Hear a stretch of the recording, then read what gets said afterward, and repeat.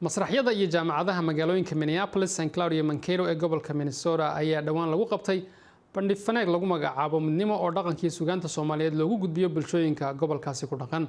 Jaamacadda Augsburg iyo tiyaatarka Cedar Cultural Center ayaa iska kaashaday hawshan oo sanad walba fanaaniin lagu martiqaado. Sanadkan waxaa lagu martiqaaday fanaanka Armanta iyo kooxdiisa Urban Nomads oo ka yimid dalka UK.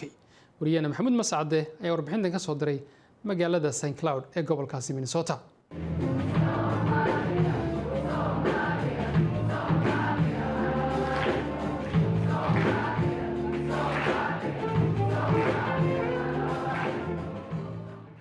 waa arday Maraykan oo Soomaali tiro yarna ay ku jirto oo wada qaadaya heestan horiskeedu yahay Soomaaliya ha noolaato.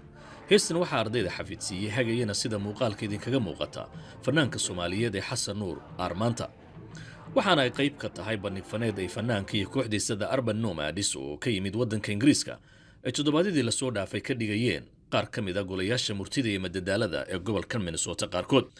bandhig faneedkan ayaa dhinaca kale waxaa hareer socday casharo aqoon kororsi oo la xiriira Soomaalida iyo fankeeda uu fanaanku siinayay qaar ka mid ah ardayda wax ka barata dugsiyada waxbarashada iyo jaamacadaha kala duwan ee gobolkan.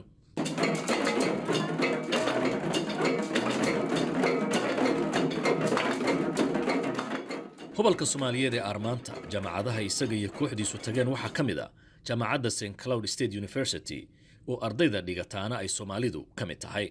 dhalinyarada jaamacadda dhigata St. Cloud iyo jaamacadaha kale ee Minnesota waxoogaa aan u sharaxayno fanka Soomaalida ama musiga Soomaalidu siduu uga duwan yahay musiga iyagoo ay u barteen ama ay yaqaanaan iyo taariikhiyan yaroon ka siinayno fanka Soomaalida siduu ku abaabulmay musiga Soomaalida siduu mataqaana ku abaabulmay iyo inta badan si ay u kala duwan yihiin fankaas iyo fanka kale adduunka. barnaamijkan midnimo oo bulshooyinka ku dhaqan gobolka Minnesota loogu soo gudbiyo suugaanta hidaha iyo dhaqanka Soomaaliyeed oo galay sanadkiisii shanaad ayaa waxaa iska kaashada xarunta dhaqanka ee Cedar Cultural Center iyo jaamacadda Augsburg oo ku yaala xaafadda ay Soomaalidu ku badan tahay ee Cedar. bandhig faneedkan midnimo oo markii hore lagu bilaabay magaalada Minneapolis ayaa haatan magaalooyinka laga dhiga waxaa ka mid ah Mankato iyo St. Cloud oo ah laba magaalo oo waayihii dambe ay Soomaalidu ku soo badanaysay.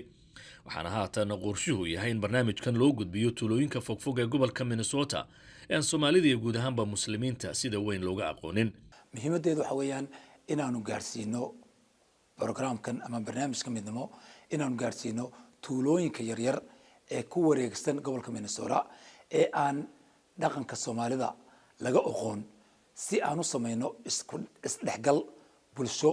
fanaaniinta Soomaaliyeed ee bandhig faneedkan lagu marti qaado waxaa dadka u soo daawasho tago oo Maraykan u badan afka Soomaaligana aan ku hadlin ay u qaadaan fanaaniintu heesaha Soomaaliyeed taasi oo muujinaysa in musigu uu yahay luqada isku fahmaan dadyoga kala diimaha iyo kala dhaqanka bulshadana isu soo dhaweeya sida uu leeyahay Armanta oo kooxda musiga u timaysa lafteeda uu xarbi kaahi oo kaliya uun Soomaali ka yahay. dadkana dee waxa kaliya ee ka maqan waxa weeye isdhexgalkaas iyo isfahamkaas. isfahamkaana waxyaabaha keena waxa weeye waxyaabo waxa jira adduunka uu ka siman yahay oo aad looga xiiseeyo fanka kamida sportiga kamida fursadahaas dadka marka loo sameeyo oo dadkii la isu keeno dadkii way isbaranayaan marka waxa laga yaabaa in isafgaran waagii iyo khilaafkii ka iman lahaa halkaas oo kale in meesha ka baxda laga yaabo.